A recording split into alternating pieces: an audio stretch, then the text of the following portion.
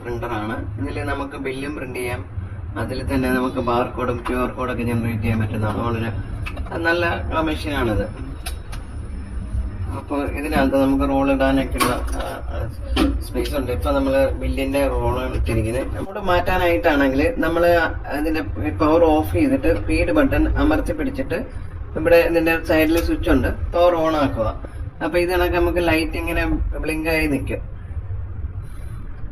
അപ്പൊ ഇത് പല കളറിൽ വന്ന് ഇങ്ങനെ ഒരു വയലറ്റ് കളറില് ഇപ്പൊ വയലറ്റ് കളറായി. ഇപ്പൊ നമുക്ക് ഇതേ കണക്ക് കറണ്ട് മോഡ് റെസീറ്റ് എന്ന് പറഞ്ഞിട്ട് ഉള്ള ഇപ്പൊ ഈ റെസീറ്റ് മോഡാണ്. ഇനിയിപ്പോ റെസീറ്റ് മോഡാണ് വേണ്ടെങ്കിൽ നമ്മളിതിൽ റെസീറ്റ് മോഡാക്കി നമുക്ക് യൂസ് ചെയ്യാൻ പറ്റും. അതിന് പവർ ഓഫ് ചെയ്തിട്ട് ഇപ്പൊ റെസീറ്റ് മോഡിലാക്കുന്നത്. ഇനി ഇതിൽ മാറ്റണമെന്നുണ്ടെങ്കിൽ വീണ്ടും നമ്മൾ ഫീഡ് ബട്ടൺ പ്രസ് ചെയ്യുക, എന്നിട്ട് പവർ ഓൺ ആക്കുക. ഒരു ഏകദേശം ഒരു 10 സെക്കൻഡ് ഹോൾഡ് ചെയ്യുമ്പോഴത്തേക്ക് നമുക്ക് അതിന്റെ കളർ മാറി വരും. അപ്പോൾ വിടുക. ഇപ്പൊ ലേബൽ മോഡായിട്ട് മാറിയിട്ടുണ്ട്. ഇങ്ങനെയാണ് ഇതിന്റെ മോഡ് മാറ്റുന്നത്. സിമ്പിളാണ്. ഒരു 10 സെക്കൻഡോടെ ഹോൾഡ് ചെയ്ത് വെക്കുക. അപ്പൊ ഈ കളർ വരും. അപ്പോൾ കറണ്ട് മോഡ് ലേബിളായി. ഇനിയിപ്പോ ഇത് ഈ ലേബിൾ തന്നെ ഉപയോഗിക്കണമെങ്കിൽ പവർ ഓഫ് ചെയ്യുക. ഓഫ് ചെയ്തിട്ട് നമ്മൾ സ്റ്റിക്കർ റോള് ഇട്ട് കൊടുത്താൽ മതി. നമ്മൾ റോള് മാറ്റിയിട്ടിട്ടുണ്ട്. എന്നിട്ട് അത് ഫീഡ് ചെയ്ത് എടുക്കുക.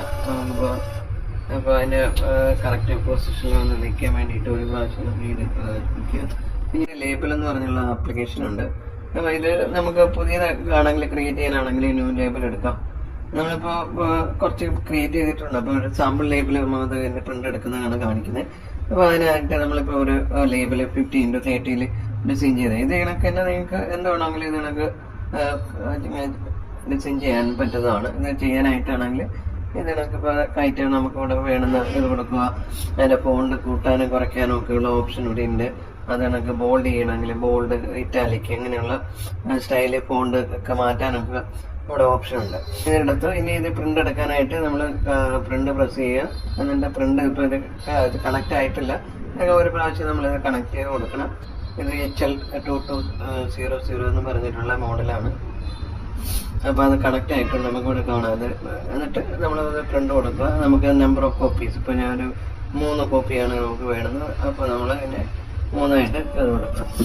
ഇത് കണക്ക് വളരെ ഫാസ്റ്റായിട്ട് വളരെ ക്ലിയർ ആയിട്ട് ഇത് കണക്ക് നമുക്ക് ബാർകോഡ് QR കോഡ് എല്ലാം ഇത് കണക്ക് പ്രിന്റ് ചെയ്തെടുക്കാൻ പറ്റും.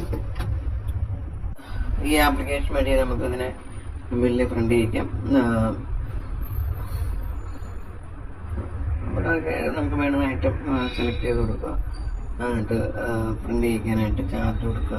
നമുക്ക് ക്യാഷ് ആണെങ്കിൽ ക്യാഷ് സെലക്ട് ചെയ്യാം. എന്നിട്ട് നമുക്ക് പ്രിന്റ് ഇതിനൊക്കെ ബില്ല് വളരെ ക്ലിയർ ആയിട്ട് പ്രിന്റ് ആയത്.